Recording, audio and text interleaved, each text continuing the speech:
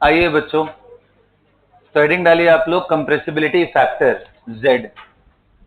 Z is actually the ratio of PV upon nRT. अच्छा एक बात बताओ, ये वॉल्यूम पर मोल V बाई एन ये क्या रिप्रेजेंट करता है? वॉल्यूम पर मोल.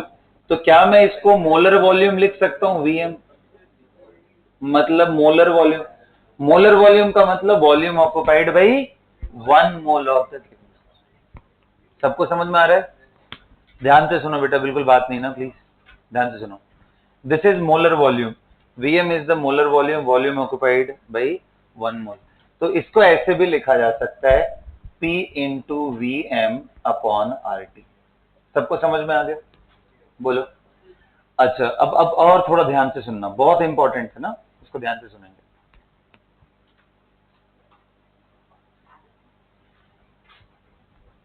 देखो इस Z को, ये तो सबसे ट्रेडिशनल तरीका है इसको एक्सप्रेस करने का.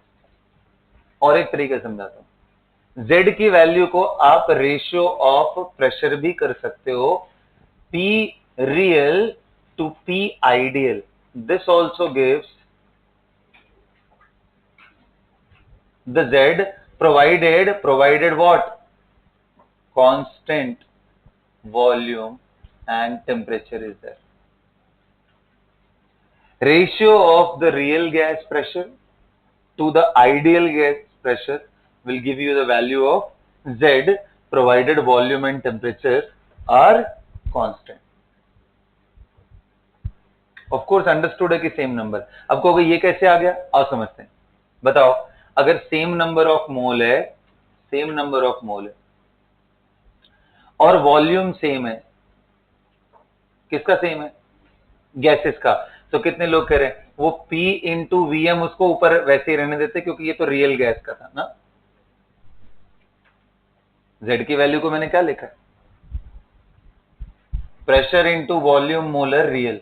कितने लोग कह रहे हैं आइडियल गैस के लिए P V का वैल्यू nRT हमेशा होता है, ये आइडियल गैस. ये सुनो, अब कितने लोग कह रहे हैं n यहां लाऊंगा तो P into Vm is always equal to nRT. तो क्या मैं इसको लिख सकता हूं PVM ideal to PVM real. Product of pressure and volume of real gas to the ratio of product of pressure and volume of ideal gas. अब इतने term में. अब बताओ, अगर तुमने वॉल्यूम सेम कर दिया तो ये रेशियो किसका हो जाएगा? P real to P. अब कितने लोग कह रहे ये वैल्यू को मैं लिखना चाहूं तो V real to V ideal भी लिख सकता हूं. Isn't it? Pressure and temperature constant अगर हो तो ऐसा भी लिख सकते. या सिंपली टेम्परेचर क्यों, pressure constant at constant P पे भी मैं ये लिख सकता हूं और इसको एट कांस्टेंट वॉल्यूम पे भी लिख सकता हूं. अंडरस्टूड है कि टेम्परेचर को मैंने सेम लिया होगा, वरना वॉल्यूम कैसे कंपेयर करेंगे भाई? वॉल्यूम तो हमारा टेम्परेचर डिपेंडेंट है ना. अंडरस्टूड है. लिखना चाहो वेल एंड गुड, आप लिखो पूरा, लेकिन ये अंडरस्टूड टर्म है कि प्रेशर और सारी चीजें हम देख रहे हो किस पे? सेम नंबर ऑफ मोल से. ठीक है. तो कंप्रेसिबिलिटी फैक्टर क्या है? आइडियल गैस के रेस्पेक्ट में रियल गैस का प्रेशर कितना हो रहा है, उन दोनों का ratio. Real to ideal, real to ideal, या वॉल्यूम का रेशियो, या प्रेशर का रेशियो, या सिंपली ऐसा चीज. इससे क्या चीज हमें, हाँ सारे मोलर वॉल्यूम, मोलर वॉल्यूम ही है. अंडरस्टूड है, सेम नंबर ऑफ मोल है ना, वॉल्यूम भी है तो चलेगा, यहां मोलर लिख लो कोई दिक्कत नहीं. M का मतलब मोलर वॉल्यूम. ठीक है. अच्छा, और मेरी बात ध्यान से सुनो. क्या ये value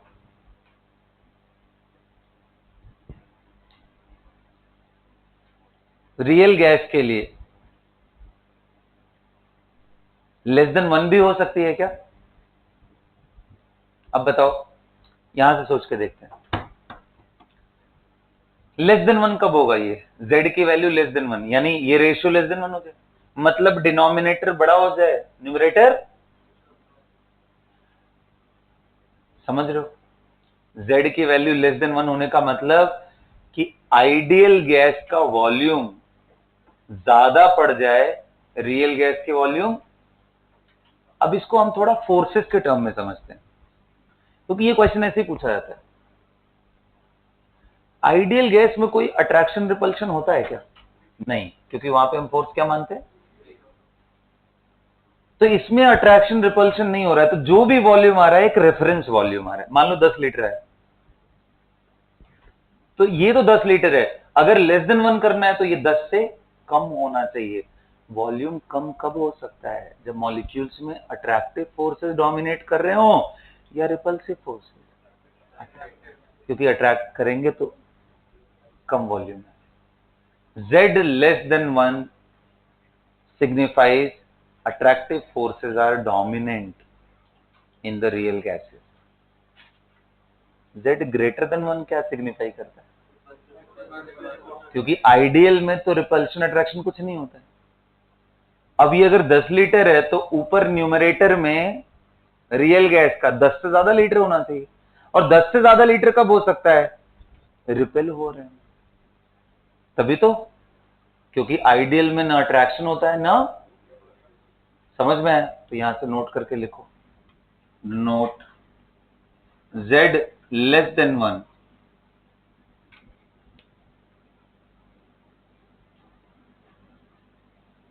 means attractive forces are dominant. Z greater than 1 का मतलब, और कैसे बता रहा हूं समझ में आ रहा है ना? हाँ ठीक,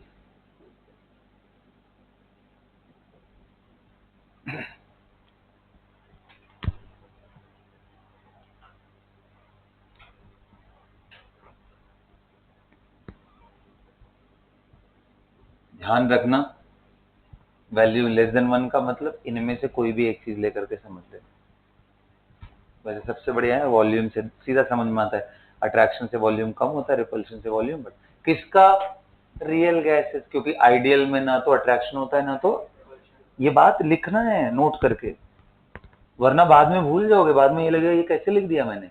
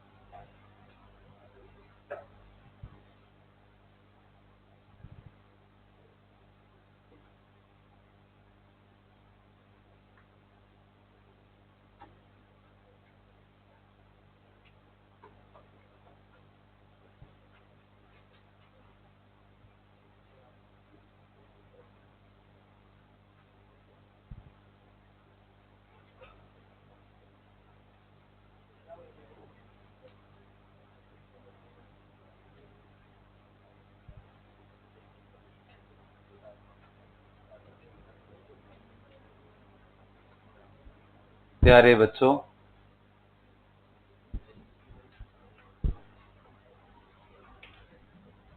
देख बेटा, ये जो मैंने टर्म लिखा है PV अपॉन RT ना, तो ये RT की जगह पे क्या मैं PVM आइडियल लिख सकता हूं? ये कहां से लिखा है? Since PV is equal to nRT is valid for ideal gas.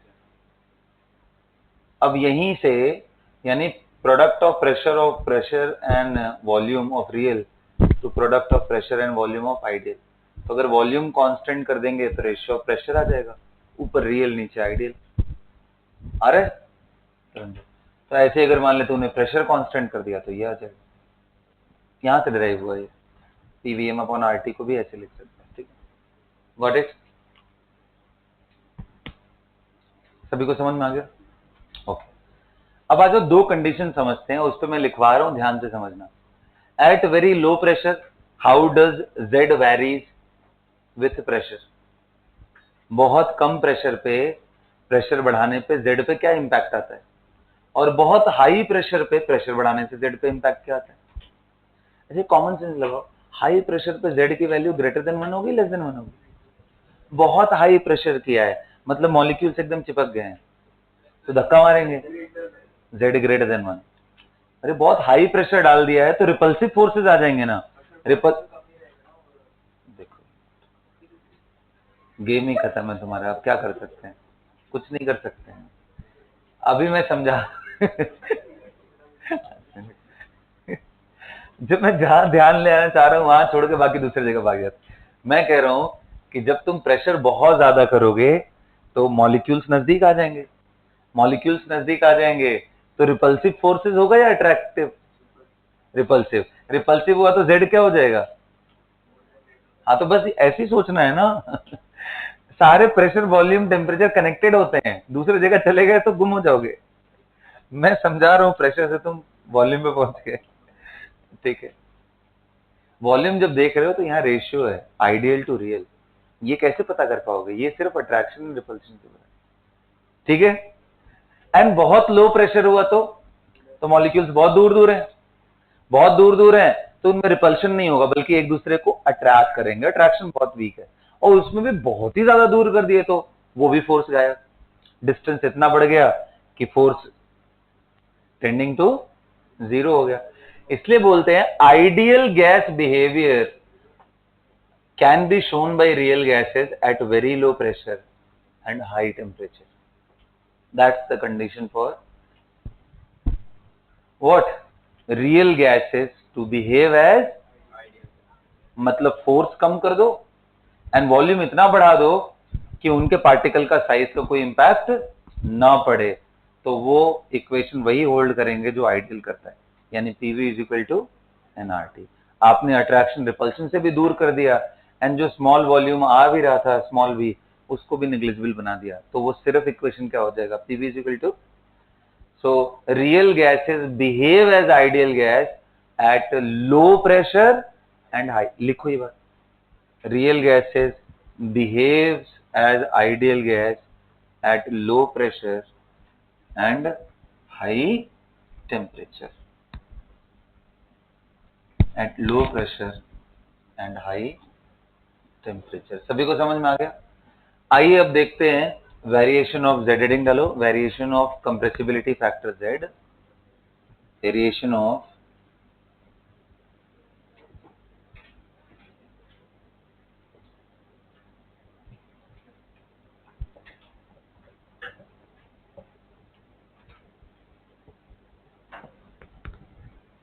with pressure at, पहला लो प्रेशर, फिर दूसरा देखेंगे high pressure.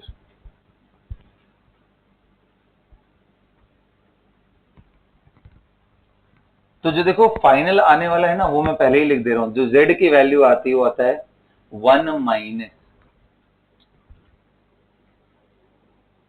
a upon VMRT आता है, VMRT, that's how it varies.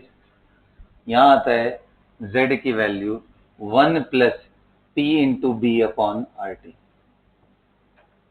अब इसी को डिराइव करना है, कैसे ये आया वैल्यू, तो पहले तो इक्वेशन ध्यान में रखना है और समझ में भी आना चाहिए।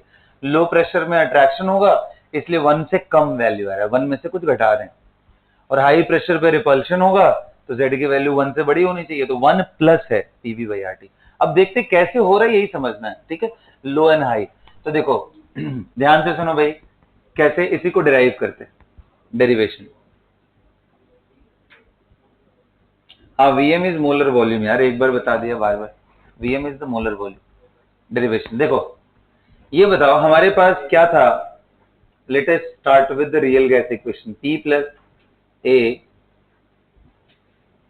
n square by V square is equal to, sorry, V minus NB is equal to what, बोलो यहां तक सबको क्लियर है? For one mole molar volume लेना है ना, for one mole gas this equation can be rewritten as P plus A upon Vm square Vm minus B is equal to RT. Do you guys agree? अब एक काम करते हैं, मेरी बात ध्यान से सुनो, यहां से इंटरेस्टिंग है। ये बताओ एट लो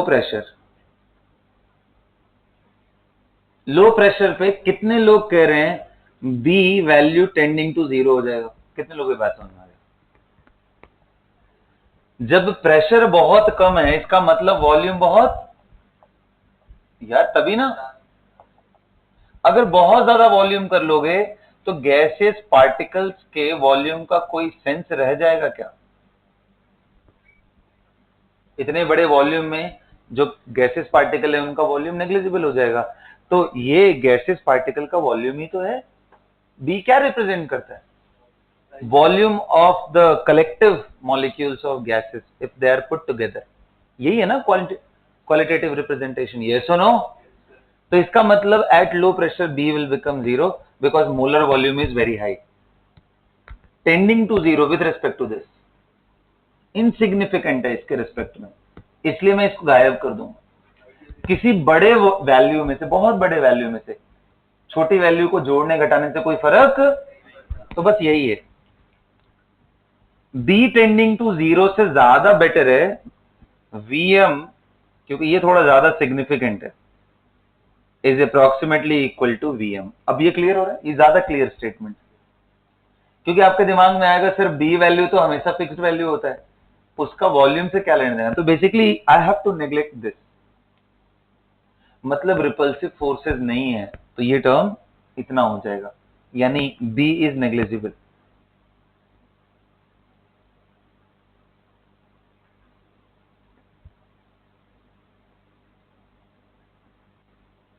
मोलर वॉल्यूम, और लार्जर मोलर वॉल्यूम कब आएगा? जब प्रेशर लो करोगे। तो बताओ इसको क्या लिख सकता हूं मैं, ध्यान से देखो, P plus A upon Vm का square into Vm is equal to RT। बेटा थोड़ा ध्यान से देखो, अब Vm को मैं अंदर लाऊंगा, क्या आ गया? PVm plus A upon Vm आ गया क्या? Is equal to RT। अब एक काम करता हूं, दोनों तरफ RT से डिवाइड कर रहा हूं, तो क्या बन जाएगा ये? PVm upon RT plus A upon Vm RT is equal to कितना आ गया? क्या यही वैल्यू Z था? तो Z की वैल्यू कितनी आ गई? 1 माइनस ए अपॉन Vm RT। यही तो एक्सप्लेन किया मैंने, यही तो लिखा है, आपको समझ में आ गया? तो इंपॉर्टेंट ट्रिक क्या था इसमें कि कौन सी वैल्यू नेग्लिजिबल है। तो कभी ये गायब होगी, कभी ये गायब होगी। अच्छा बताओ ये कब गायब होगा? जब बहुत हाई प्रेशर ले लोगे तो क्या कभी अट्रैक्शन बचेगा क्या? जब हाई प्रेशर ले लोगे, ए क्या रिप्रेजेंट करता है? अट्रैक्शन। अट्रैक्शन बचेगा? नहीं बचेगा। अट्रैक्शन जब बचेगा ही नहीं तो ये टर्म गायब हो जाएगा। ये टर्म गायब हो जाएगा तो P और हाई प्रेशर पे ये इंपॉर्टेंट हो जाएगा, क्योंकि वॉल्यूम कम हो गया, तो कम वॉल्यूम में से इसको निकालना पॉसिबल। ये तो जब बहुत बड़ा वैल्यू हो तो उसमें छोटे वैल्यू को ऐड सब्सट्रैक्ट करने से कोई फर्क नहीं पड़ता है। तो इसलिए हाई प्रेशर पे ये फैक्टर इंपॉर्टेंट और ये नेग्लिजिबल हो जाता है। तो हाई प्रेशर वाला खुद से करो, लो वाला मैंने बता दिया, करो जल्दी करो।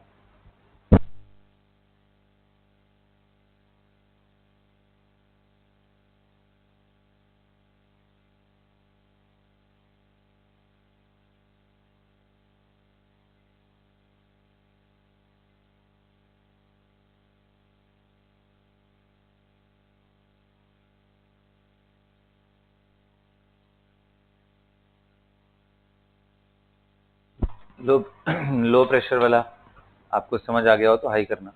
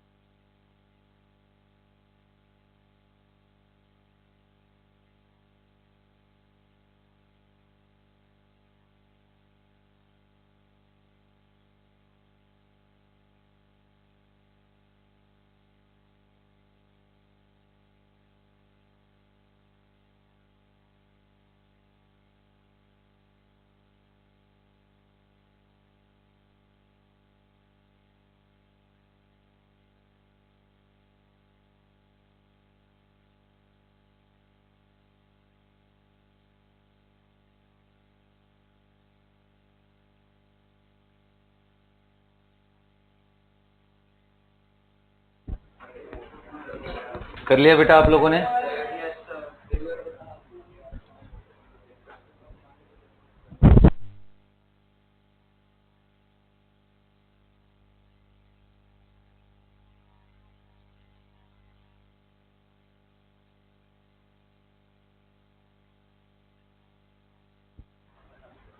हाँ जी, कर लिया आप लोगों ने? एक बार बता दूं समग्र? एक बार हो गया फिर भी बता दूं ना, क्योंकि तुमने पैसे दिए हैं इसलिए मुझे करना। ठीक, कोई बात नहीं। देखो ध्यान, एट हाई प्रेशर क्या होगा बेटा? What will happen at high pressure? हाँ, so basically this, yes, A upon Vm square factor will become 0. So P into V minus B, मैं 1 मोल वाला लेके चल रहा हूं ना, ये 1 मोल वाला equation, V minus B is equal to Vm minus B is equal to what? RT. So I'll just multiply PVM minus PB is equal to RT. RT से so PVM upon RT is equal to RT यहाँ पे भी आएगा, चलो यहीं पे कर लो, minus time PB upon RT is equal to 1। तो यहाँ से ये वैल्यू को ही क्या बोल रहे हैं, Z, तो Z की वैल्यू क्या आ गई, 1 plus P times B upon,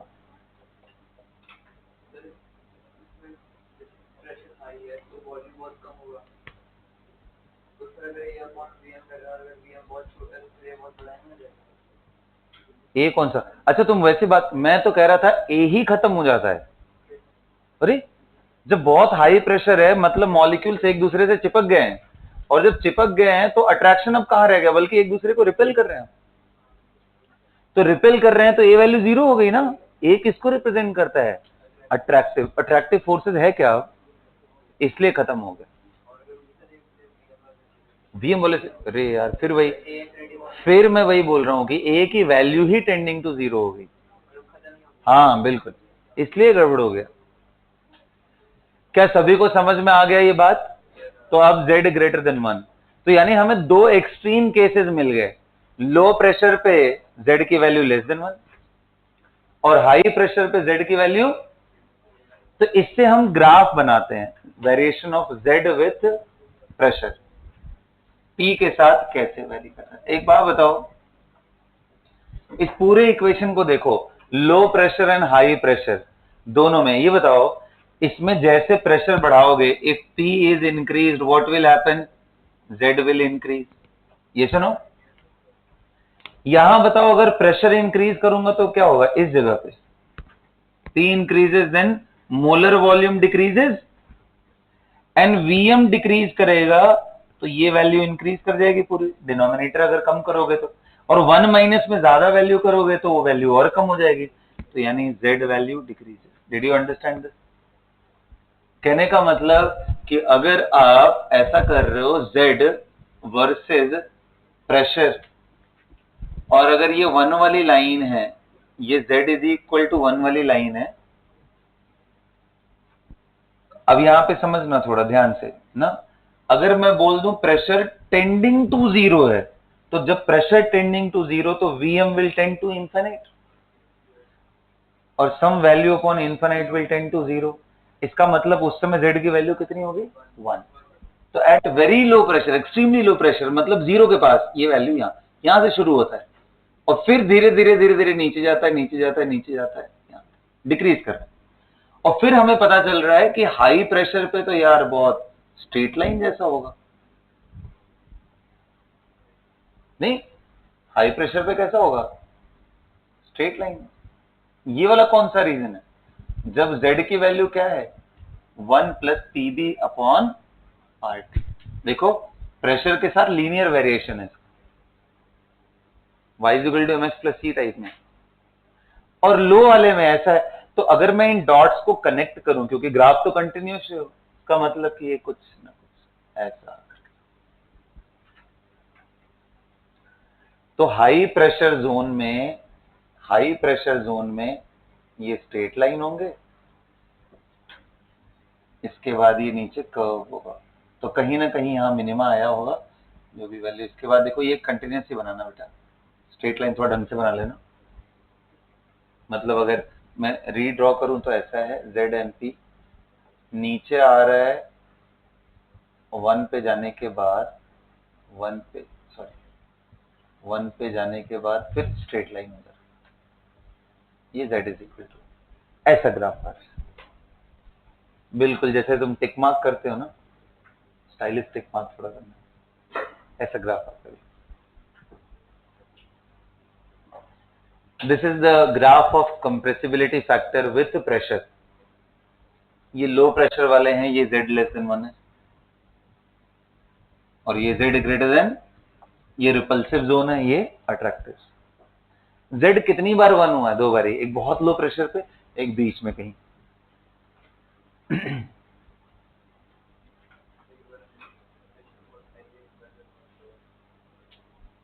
बहुत हाई पे तो हुआ ही नहीं, बहुत हाई पे तो 1 + PB अपॉन RT, कहीं बीच में एक बार। अब मुझे क्या मालूम हुआ है वह, क्योंकि ग्राफ को कंटिन्यूस होना है, देखेंगे आगे चल के। अंदर वाले सारे कर्व हैं, 1 से जब बड़ा है तो स्ट्रेट लाइन, ऐसा ग्राफ है।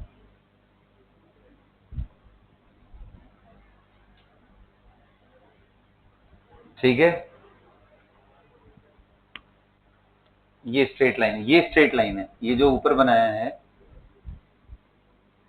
दिस इज स्ट्रेट लाइन, ये पोर्शन स्ट्रेट लाइन,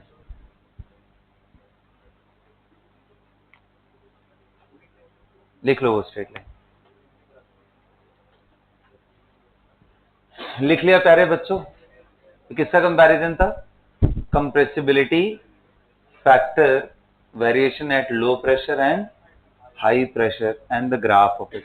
ये ग्राफ ध्यान रखोगे तो तुम्हें सारा आंसर मिल जाएगा। देखो, at low pressure zone if the pressure is increase this is decreasing decreasing decreasing decreasing, at higher pressure zone if the pressure is increase z is increasing. दोनों आंसर यहीं से मिल गया। तो ये पूरी कहानी से ज्यादा इंपॉर्टेंट ग्राफ है, वो ध्यान रखोगे तो पूरी कहानी अपने आप आंसर कर ले जाओगे।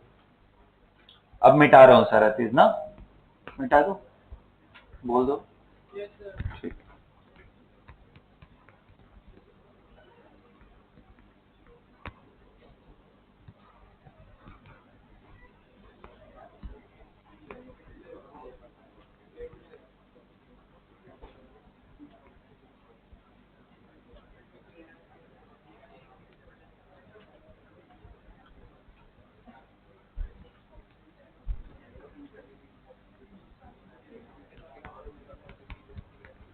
हेडिंग डालो, वायरियल इक्वेशन।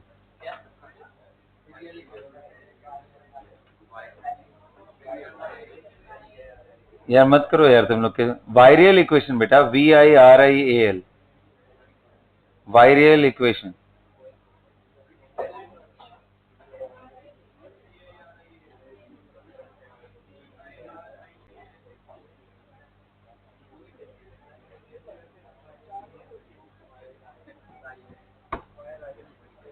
सो वायरियल इक्वेशन देखो मेरे प्यारे बच्चों, वायरियल इक्वेशन क्या इक्वेशन है? ये जो z की वैल्यू है ना, वायरियल इक्वेशन में ऐसे लिखा जाता है 1 + B/V + C/V² + D/V³ + ... जहां पे B को बोलते हैं सेकेंड वायरियल कोफिशिएंट। फर्स्ट कहां गया? फर्स्ट यहां प्लस में है, second virial coefficient, efficient, and C is third viral coefficient.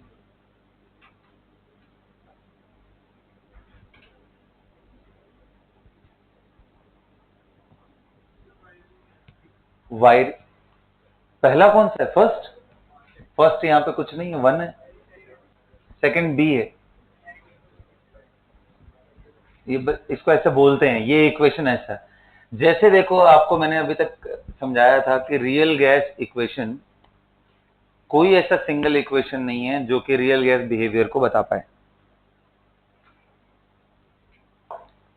तो एक इक्वेशन हमने देखा था van der Waals gas equation, जिसको रियल गैस इक्वेशन के नाम से भी बोलते थे, वो हमने सीख लिया। अब हम सेकंड पढ़ रहे हैं, दूसरा इक्वेशन, क्या बोलते हैं इसको?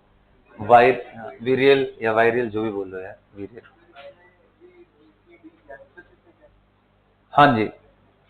अब आते ही वैल्यूज देखते हैं कि van der Waals parameter A B and इनके कैपिटल बी एंड सी में कोई रिलेशन है क्या, ये समझने की कोशिश करते हैं कि बी का वैल्यू क्या होता है in terms of van der Waals parameter A and B. Okay, लिखो, relation between the virial coefficients and van der Waals parameters, van der Waals gas parameter A and B, relation between virial equation, sorry क्या, हाँ, coefficients of virial equation and van der Waal parameter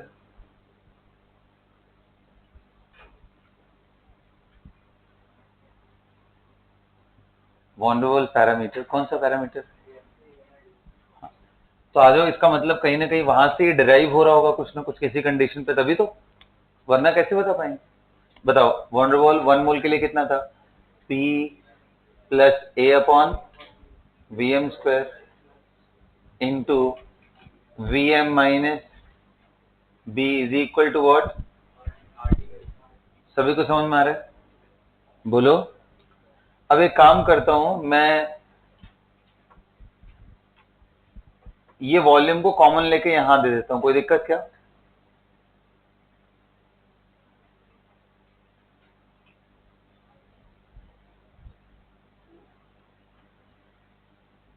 देखो, क्या मैं इसको ऐसे लिख सकता हूं मैथमेटिकली बेटा? दिख रहा है?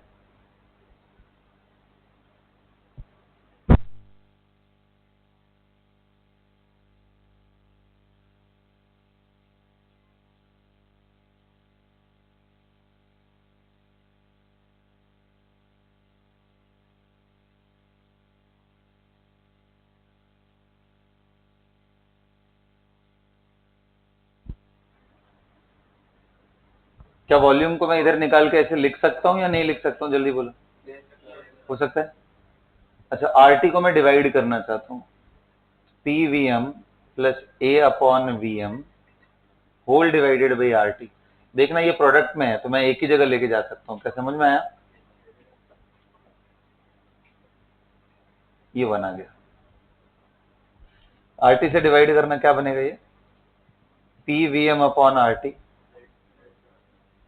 Plus A upon V M RT. मिल गया क्या? और इस साइड हो गया 1 upon 1 minus B by V M.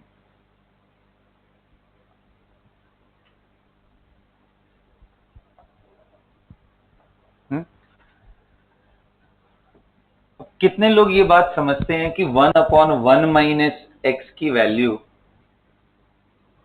Can be written as 1 plus X square plus X cube plus X पे power 4 plus dot dot dot, जहां पे मॉड एक्स की वैल्यू या एक्स की value is quite less than.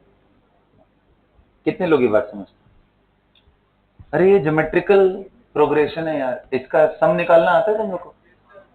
बोलो, क्या होता है formula geometrical progression? R value कितना है इसका? इसका आर एक्स है ना? अरे पता है ना तुम लोग को? तो इसका सम बताना, तो कितना होता है?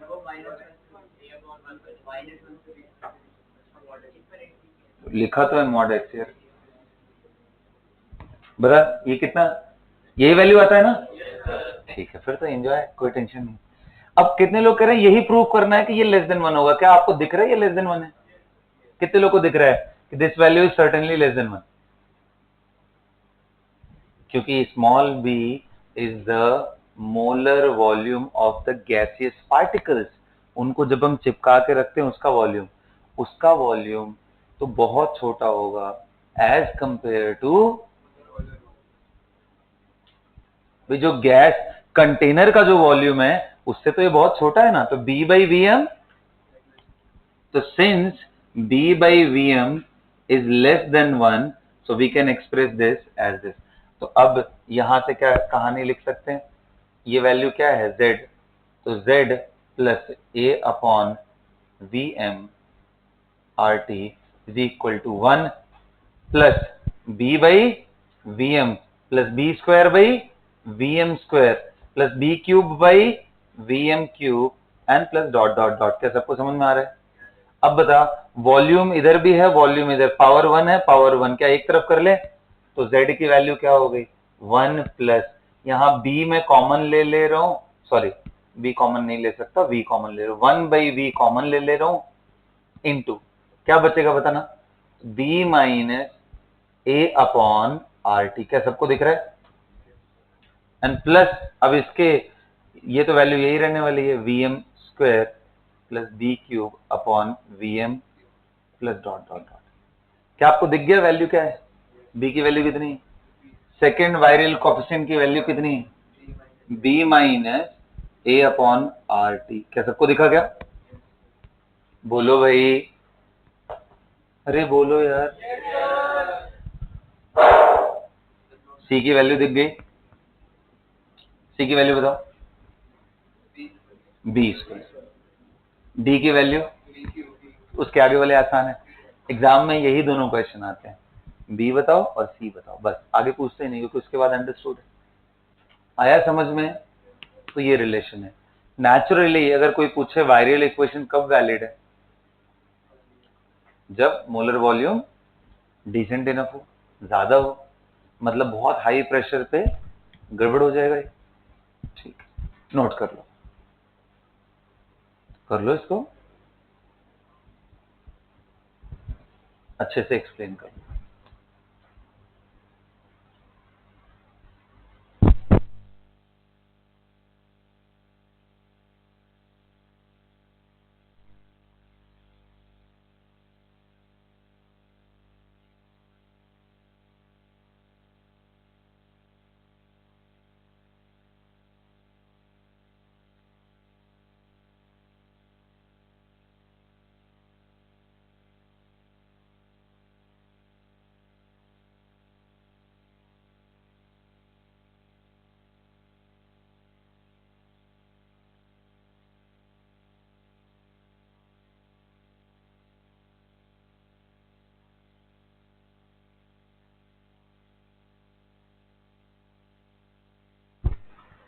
This is derived using van der Waals gas equation. दोनों देखो कैसे मिलते हैं। Noted everyone? अब एक बात बताओ, अगर कोई वैल्यू यानी बी बाई वी एम जो कि ऑलरेडी कितना है, लेस देन, तो उस पर जितना पावर करते जाओगे वो वैल्यू उतनी नेग्लिजिबल होती जाएगी। नहीं समझ में? जैसे मान ले मैंने वैल्यू ले लिया 1/10, अब 1/10 का स्क्वायर कर दूं तो और बेकार हो गया। 1/10 तो 0.1 है, ये कितना हो गया 0.0। 1/10 का क्यूब कर दूं तो और बर्बाद हो गया ये 0.00। कहने का मतलब इस पूरे इतने बड़े लंबे चौड़े इक्वेशन में काम का जो कॉफिशिएंट है वो यहां तक, उसके बाद स्क्वायर क्यूब और ये सब वैल्यू क्या है, टेंडिंग टू। अब ये मैं ऐसे क्यों बोल रहा हूं, क्योंकि एक टेम्परेचर होता है जिसका नाम क्या है, बॉयल्स टेम्परेचर। क्या बोलते हैं? रियल गैसेस के लिए पूछा जाता है व्हाट इज बॉयल्स टेम्परेचर। तो boils temperature is that temperature when Z value becomes equal to 1 for real gases. Temperature at which Z value becomes 1। अब बता Z को 1 लाना है तो ये तो टर्म ऐसे ही खत्म होते हैं, इसको मैं खत्म कर दूं तो Z 1 आ जाएगा। इसको खत्म करने का मतलब इसको इक्वेट किससे कर दें, तो इसको 0 से इक्वेट कर देखना, टेम्परेचर की value A upon R B आ गई क्या, वही बॉयल्स टेम्परेचर है। लिखो Boyle's temperature for real gases।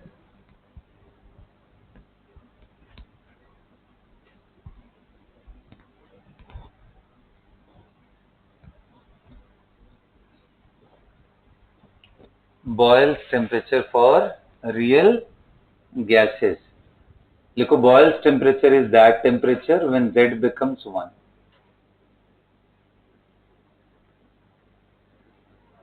and using virial gas equation,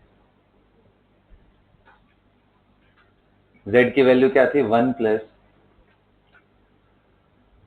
1 upon Vm times A minus sorry B minus क्या था, A था या B था, B minus A upon R T R ना, एंड प्लस ये value तो ऐसे ही इनसिग्निफिकेंट होते हैं क्योंकि छोटा है, जितना स्क्वायर क्यूब करते जाओगे खत्म। तो यानी कि इसको अगर 1 के बराबर लिखना है तो this value has to be for Z is equal to 1, B minus A upon R T must be equal to 0। तो यहां से आ गया B minus A upon R T is equal to 0। So T A upon बोलो R into. यही है boils temperature. इसको TB भी लिखा जाता है, B stands for Boyle's. Got it? बोलो। एक और टेम्परेचर होता है जिसका नाम है इनवर्जन, इनवर्जन टेम्परेचर। अब ये थर्मो में समझाऊंगा मैं क्या होता है, ठीक है। इन्वर्जन, अभी तुम याद कर लो, inversion T I is twice of A upon R B, यानी उसी का जस्ट डबल होता है। जितना बॉयल्स टेम्परेचर है उसका जस्ट डबल होता है।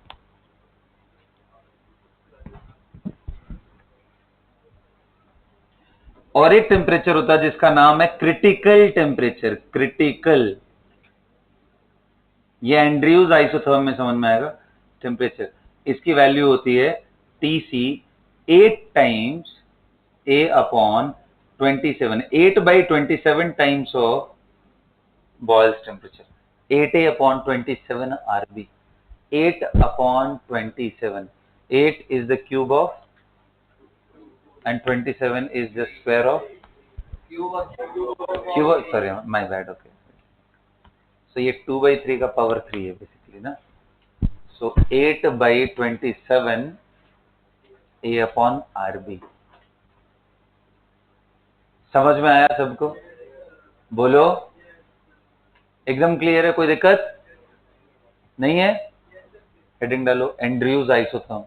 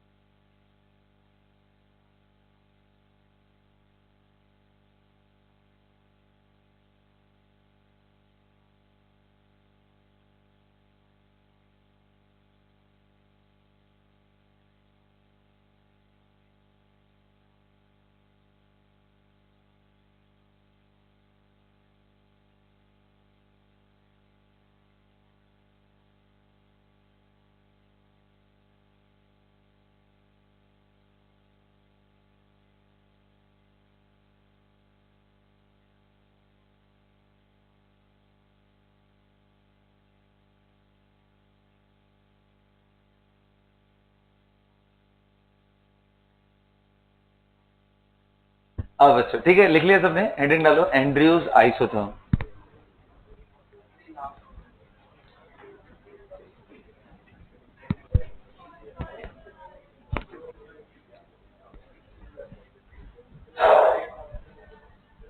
ओके, मैं तुम्हें ना एक केस देके छोड़ देता हूं, इसको करवाऊंगा नहीं, मुझे मालूम है टायर्ड हो गए तुम लोग, ठीक है। एक केस देके छोड़ देता हूं, और वो क्या है वो आप लोग समझते रहना, बस मैं कुछ पॉइंट्स देखो। एंड्रयूज आइस, हेडिंग तो यही डालना है, एंड्रयूज आइस। देखो,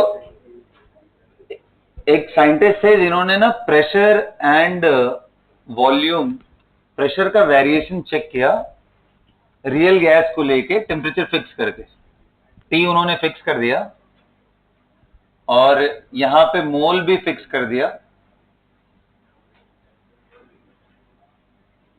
और प्रेशर एंड वॉल्यूम का वेरिएशन चेक किया फॉर द रियल गैसेस। बात नहीं, बिल्कुल ध्यान से सुनो।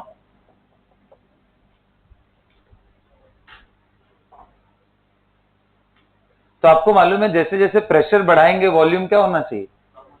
Normal gas behaviour. इनको भाई साहब को बड़ा वियर्ड सा ग्राफ मिला, देखो इसको कैसा मिला इनको ग्राफ रियल गैसेस का। पहले तो वही कहानी हुई जो ऐसा होना चाहिए था, मतलब पहले बढ़ रहा था, फिर एक जगह आ करके वो वैल्यू एकदम फिक्स्ड हो गई, फिर उसके बाद स्पाइक हुआ। ये बड़ा अजीब सा। और जैसे जैसे उन्होंने टेम्परेचर बढ़ाया तो ये जो विड्थ है जहां पे प्रेशर कांस्टेंट हो गया था, ये विड्थ रिड्यूस होने लगा। तो मतलब अगर मैं उन सिर्फ विड्थ को ऐसे मिला दूं एक दूसरे से तो ऐसा कुछ अपीयर होता है।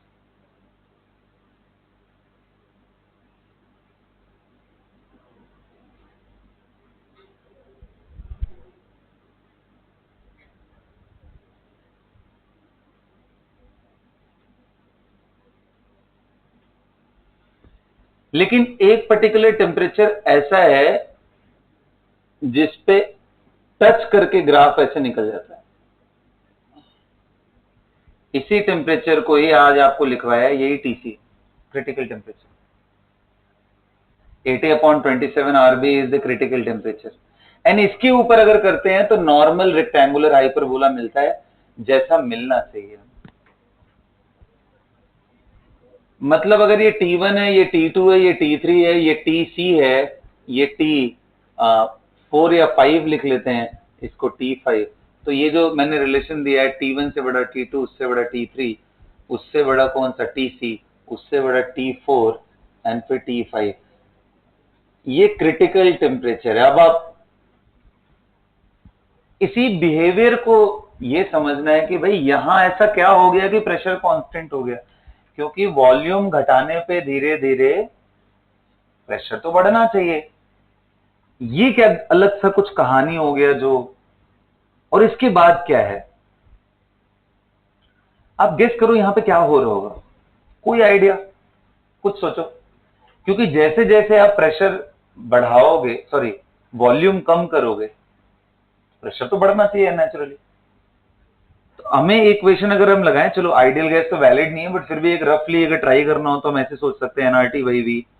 तो यार प्रेशर वैल्यू फिक्स तभी हो सकता है, टेम्परेचर तो वैसे भी फिक्स था, जब N/V का वैल्यू क्या हो जाए, N/V वॉल्यूम तुम डिक्रीज हो कर रहे हो, ये डिक्रीज कर रहे हो, तो ये भी डिक्रीज होने लगे तभी तो N/V कांस्टेंट हो पाएगा। का मतलब इस लेवल के बाद जो गैसियस पार्टिकल हैं उनके नंबर वॉल्यूम जितना डिक्रीज कर रहा है उसी प्रोपोर्शन में वो भी कम हो जा रहा है। ये क्या मजाक हो रहा है? इसका मतलब गैस के मोल कैसे कम हो सकते हैं, जब वो लिक्विड में कन्वर्ट हो जा रहे हो। और यही होता है यहां पे, जब आप इनको कंप्रेस करते जाओगे, कंप्रेस करते जाओगे, कंप्रेस करते जाओगे, तो एक लेवल के बाद ये इस हालत में आ जाएंगे, लिक्विड वेपर इक्विलिब्रियम, कि कुछ पोर्शन लिक्विड बन चुका होगा और कुछ पोर्शन वेपर में। जैसे आप प्रेशर बढ़ाओगे फिर से ये क्या बन जाएंगे, लिक्विड। ये liquid vapour equilibrium, sir liquid, अरे वेपर बोलते हैं उसको, गैस नहीं बोलते। गैस तब बोलते हैं जब उसका टेम्परेचर अबव TC हो, क्योंकि गैस को आप कभी लिक्विड नहीं बना सकते हो, वेपर को लिक्विड बनाया जा सकता है कंडेंस करके। इसके बाद तो कहने का मतलब ये है फेज गैस वेपर का, ये वेपर वाला फेज है यहां से यहां तक, ये डॉट डॉट डॉट जितने भी कर रहे हैं ये वेपर है। ये जो बीच में कहानी है ये लिक्विड वेपर इक्विलिब्रियम की है। और ये जो पॉइंट्स आपने पकड़ रखे हैं इधर वाले, ये जो ऐसे ऐसे, this is the portion of liquid. क्योंकि एक बार आप पूरी तरीके से लिक्विड बना लिया, यानी थर्ड स्टेज पे पहुंच चुके हैं, सब लिक्विड बन चुका है। अब इसके बाद आप इसके ऊपर हाथी भी खड़ा कर दो ना तो भी कुछ नहीं पड़ने वाला। मतलब बहुत एक्सट्रीम प्रेशर डालने पे थोड़ा सा वॉल्यूम चेंज होगा, वॉल्यूम हल्का सा चेंज हो रहा है, प्रेशर स्काई रॉकेट होकर के हाई हो गया। ये बिहेवियर ऑब्जर्व किया था साइंटिस्ट ने, और उन्हीं के नाम पे ये ग्राफ है। उन्होंने CO2 के लिए ऑब्जर्व किया था एंड इसको फिर जनरलाइज कर दिया कि सारे रियल गैसेस इस पैटर्न को फॉलो करेंगे।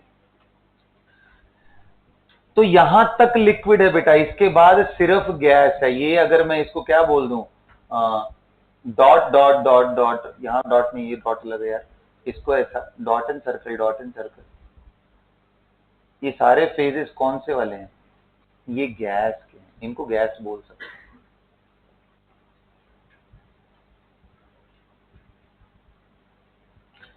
और ये जो क्रिटिकल टेम्परेचर पे ये वॉल्यूम निकल के आ रहा है, उसको क्रिटिकल वॉल्यूम, और करस्पॉन्डिंग प्रेशर को क्या बोलते हैं, PC, क्रिटिकल प्रेशर। Z की वैल्यू एट क्रिटिकल कंडीशन क्या आती है, 3/8 टाइम्स। ये TC आपको मैंने बता ही रखा है, 8 times, 8/27 times of A/RB।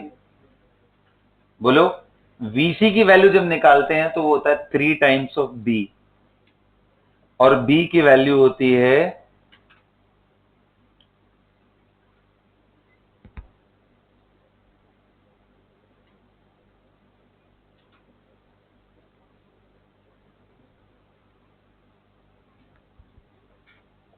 4 times of 4/3 pi r cube into Na, जहां पे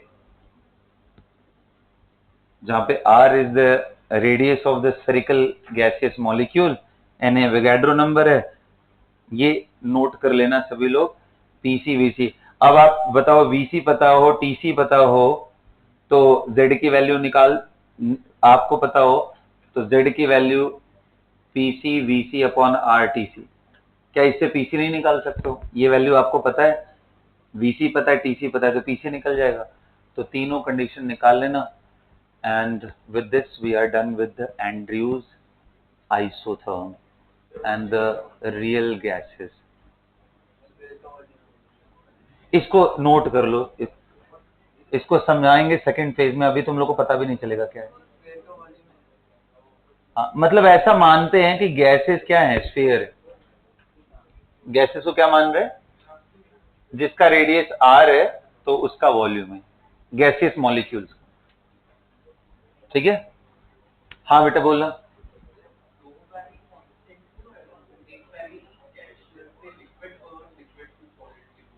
लिक्विड से सॉलिड तक जा ही नहीं रहे हैं यार, तुम क्या बात कर रहे हो? टेम्परेचर वही रख रहे हैं, प्रेशर बढ़ा रहे हैं उस जगह तक। वो भी होगा तो ये तो पूरा ही ऊपर चला जाएगा ना, वो तो कन्वर्ट हो गया है यार, लिक्विड वेपर इक्विलिब्रियम। टीसी कुछ नहीं लिखा है, तो टिक टिक किया था बस, मतलब ये मैंने बता दिया था, वीसी भी बता दिया। VC VC B, Boyle's temperature आपको बता ही दिया, इन्वर्जन बता ही दिया। अब कुछ भी बच्चा, हाँ जी। अरे जेड की वैल्यू क्या होता है? पीवी अपॉन आरटी होता है ना यार, तो उसी को क्रिटिकल कंडीशन है तो PC into VC upon R. So that's all everyone. So we are done with the real gas and real gas equation. सारी चीजें खत्म हो गई। परसों से हम लोग थर्मोडायनेमिक्स पढ़ेंगे। That's all for the class.